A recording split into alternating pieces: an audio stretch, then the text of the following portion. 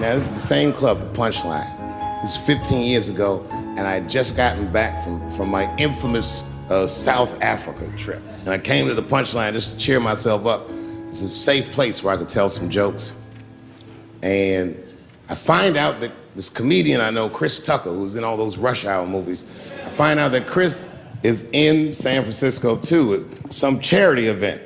So I call him, I'm like, yo, I just saw you at some charity event. I said, I'm doing a show at the Punchline. Why don't you come by the club after your event?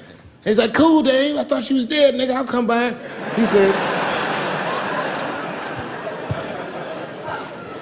He says, is it okay if I bring some friends? Because, you know, I'm with a lot of people. I go, man, you Chris Tucker.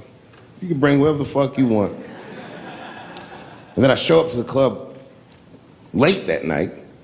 I walk into the dressing room, and sitting in the dressing room is Gavin Newsom, who at the time was the mayor of San Francisco, but now he's the governor of California.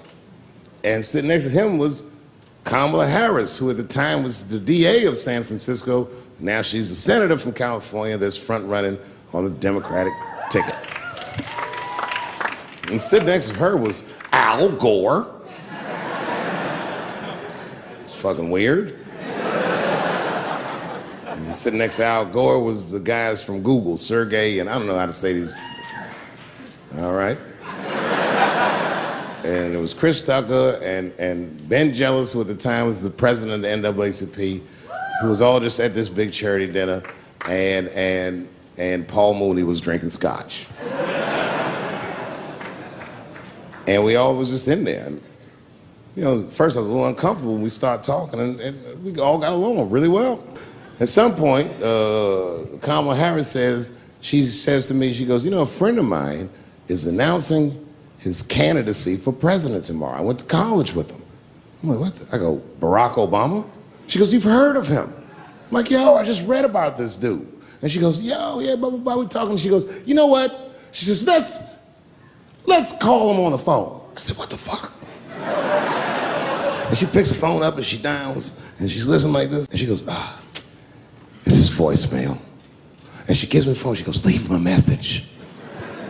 You know, I didn't know what to say. I just said what you say to any black dude that's running for president. You know, stay low, running a zigzag pattern, this kind of shit. And then the last thing I say is, you know what? I said, sir, I really do believe you can do this. Like, man, I'm wishing you luck.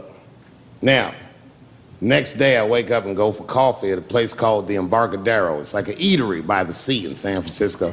And I'm walking to the coffee shop and there's a police line and I can't cross the tape. But then I figure, fuck it, I'm Dave Chappelle, so I go into the thing like this. And the police yoke me. These motherfuckers like tackle me immediately. And I see over the police's shoulder Gavin Newsom. I couldn't remember his name, but I remember the night before I had kept teasing him and saying he looked like Christian Bale, the guy from the Batman movies. So I see him and I can't remember the name, so I'm just like, Batman, help! And he stops, he's like, Dave? And then the police see that the mayor knows me, so they're all like, oh, sorry about that. And he's like, hey, back up everybody, and he just picks me up. He's like, I'm really sorry about that. I'm like, I'm fine, don't worry about it. And he's like, listen, I'm here with Prince, would you like to meet him? I'm like, I know Prince, that's my nigga. And we go around the corner and it was Prince Charles, the Prince of England. I didn't know the protocol of meeting royalty. You're not supposed to touch him. I dapped him up like a nigga. My nigga.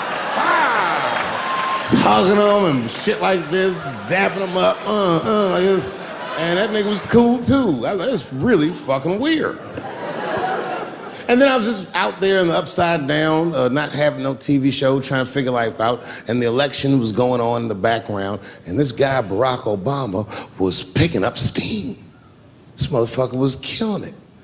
And I had a chance to go to the last debate on the Democratic ticket, and I went. It's me and Chris Tucker sitting in Myrtle Beach, South Carolina. It's the last three candidates. It was Barack Obama, John Edwards, and Hillary Clinton. Now, Obama's a lot taller than Edwards and Clinton, and he had the center podium. And at one point, they're all on stage, and they start fussing, and Obama goes, look, none of us are perfect, like this. And his hands was like this, and there was light shining behind his head, and the other two candidates was looking up at the nigga, and I was sitting in the audience like, this nigga looks like Jesus.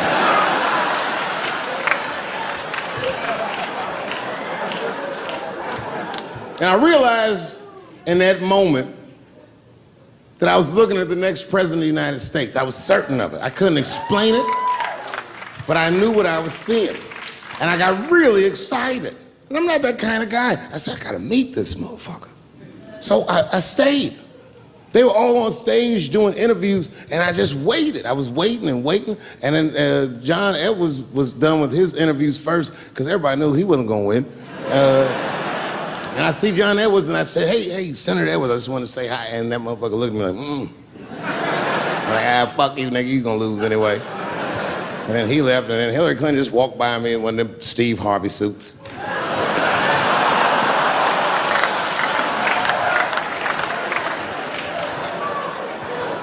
But Obama was taking forever. Everybody wanted to talk to him. When I knew the media saw exactly what I saw, there was no question about it. That was the guy.